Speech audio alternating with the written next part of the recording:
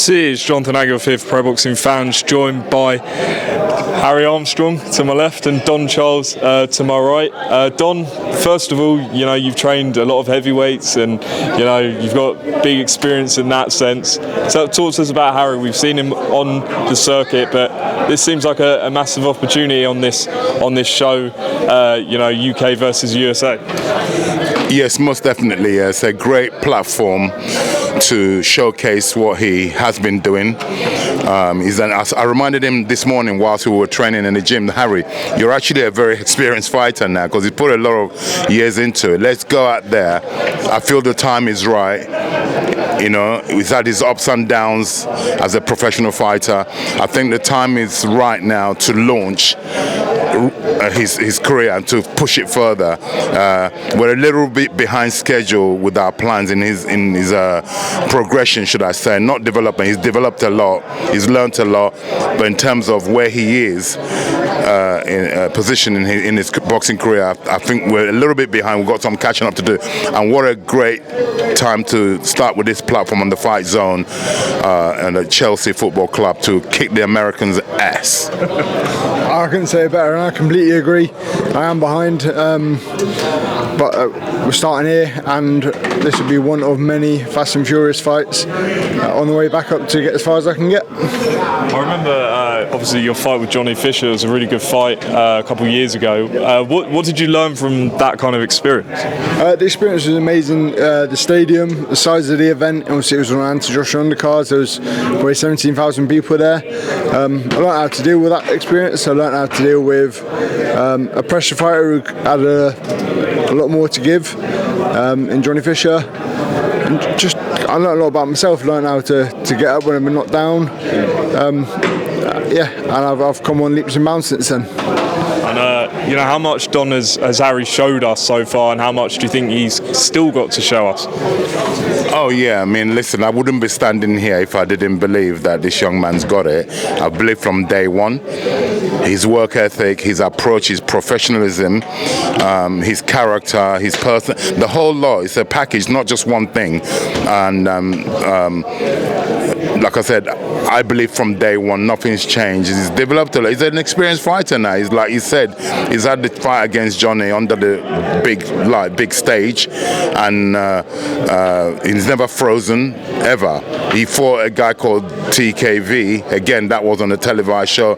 He's a showman. Harry, he's got a concept. The Dirty Harry image, the cowboy has a lot. He's a marketable individual. He's not a bad-looking boy either, right? And so he's got the whole package. He can fight. He's a fan-friendly fighter. People want to see Harry fight, and that's great for a promoter all day long. And like I said, there's no better platform than the next fight he's going to have on this Fight Zone concept. I think it's a great one, and he's going to shine. And then onwards and up, we've got a lot of fights lined up for Harry. The aim is to Harry makes his way to be able to challenge for the British title by the end of the year. That's the plan. And Harry, obviously this is on 4th of April. You mentioned in the press conference about how Daniel Dubois is the hardest guy you've ever faced in terms of his power. Just talk to us a bit about the spars that you've had with him and what that experience has been like for you. We've had incredible spars. I've learned a lot in them. I learned how to obviously deal with someone with that ferocious power. Obviously learned I could take a punch, which I probably already knew. Don't take the punch if you can help it. not to take the punches, obviously. How to diffuse the situation, how to negate Daniel, how to work my way around him so I can't get hit by him. Just all around, as well as the sparring, being in the gym with him, seeing how he works, seeing how he dedicates himself. Everything as a package has just been a phenomenal learning experience. And just talk to me about Don to your left. Learning from his experience, and what has he taught you the most about yourself as a fighter? I think he's taught me the most about myself as a human, about morals, about hard work, respect, respecting yourself by making sure you put the hard work in, loyalty to the gym, loyalty to the coach, loyalty to the sport. In boxing times, he's taught me everything. He's been a phenomenal teacher. every day, every single training session, I'm learning something new, adjusting, improving, getting better.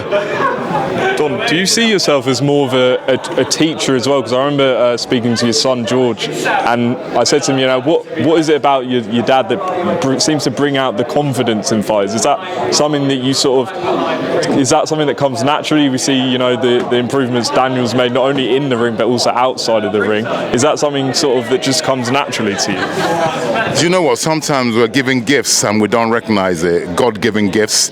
I didn't realize, because I was a very shy young man growing up. I used to get bullied all the time when I was at school, and I was a very shy individual. And then that's why I encourage every young person should do some form of sport, whether it's football, cricket, boxing.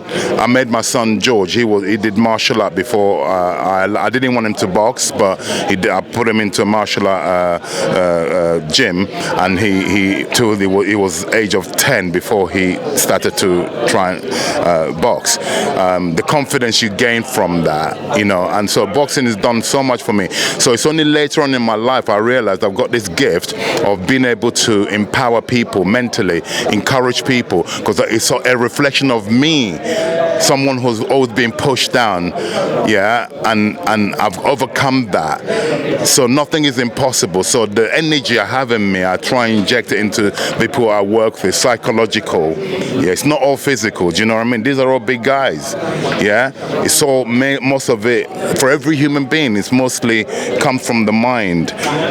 When the mind is willing and willing to tell the body to do what it needs to do to achieve what it wants to achieve. So a lot of it is a mental thing.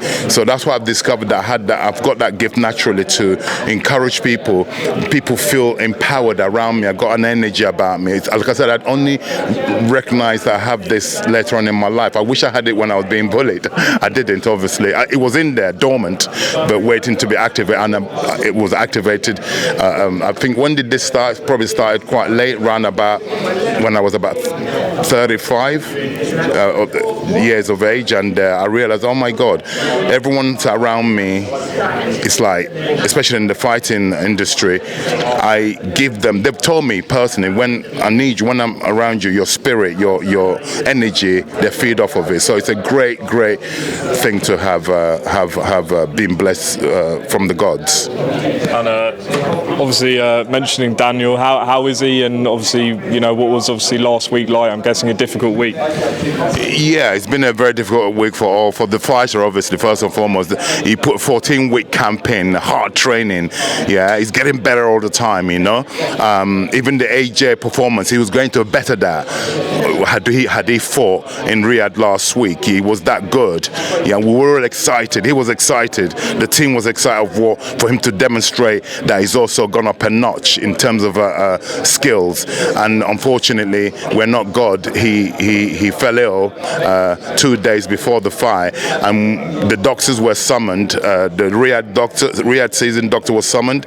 He first attended the hotel room, and he came up that he's got a fever pending coming through. His glands were all swollen, and then the doctor left. That particular doctor. Then the British Boxing Board of Control doctor came 20 to 30 minutes later. Again, he hadn't spoken to the previous doctor, right? They're all independent. He came up also from his test, based on this various series of tests he did on Daniel.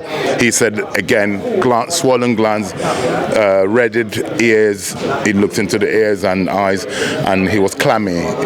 He said, look, my recommendation is that he doesn't fight. So after listening to two doctors, experts, saying, we recommend your fight doesn't fight, who am I to force the fighter to? The fighter wanted to fight. Daniel said, you know what, I'll be all right, coach. And I looked at him and thought, no, because you can't. The doctors have just literally signed you off saying you can't fight. So it would be foolish and stupid to let him put in his life in danger. And may I point out, he was getting his career's highest pay. And the fighting with Joseph Parker is a voluntary. We're very sorry for Joseph Parker, because he too had trained and aspired to give us a good challenge to try and dethrone Daniel, and he lost the opportunity. So I know as a trainer what it feels like, because Derek Chisora, if I can go back 12 years or so, Derek Chisora was supposed to fight Vladimir Klitschko in Mannheim in Germany. Again, it was a voluntary defense by Vladimir. 3 days before the fight, Vladimir pulled out. His coach pulled him out because he had a 2-inch tear, abdominal tear. They were doing some stretches in their hotel room, and he pulled a 2-inch tear in his stomach. And they aborted mission. Yeah, that's Vladimir Klitschko, and he held on his titles for the next 7 years. He remained unbeaten. Why? Because of the decision they made not to push him into a fight when he had a 2-inch tear. Yeah, so you can't be macho. In comparison to Martin Bakole the other day, who was about to have an final eliminator, coincidentally for the IBF title, which is Daniel Dubois holds. He was supposed to fight Efera Jagba, and then remarkably he saved the show, or part of the show. Remarkable to take it on such a short notice, but look what's happened to him now. He gambled wrong. God knows how much that will set him back in terms of where he was. So it's kind of a thing where you have to really think carefully. Health comes first, and in that case last week for Daniel in Riyadh, we looked at the boy's health. He's only 27. Yeah, like he's the current world champion, and he's still the current IBF world champion. Was it? I assume it was, but was it frustrating just hearing some of the noise on social media, the doubters and things like that? Doubters will always be doubters. Haters will always be haters.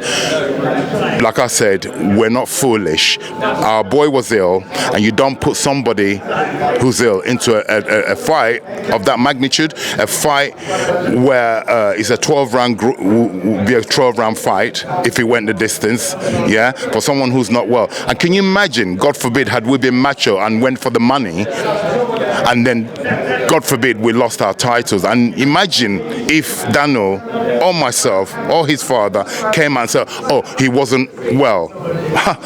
They will laugh at you. They will laugh at you. Yeah, fully agree. And just lastly on this, do you expect him to fight Usyk next or Joseph Parker? You'll have to talk to the promoter who's Frank Warren, and he'll give you the answer.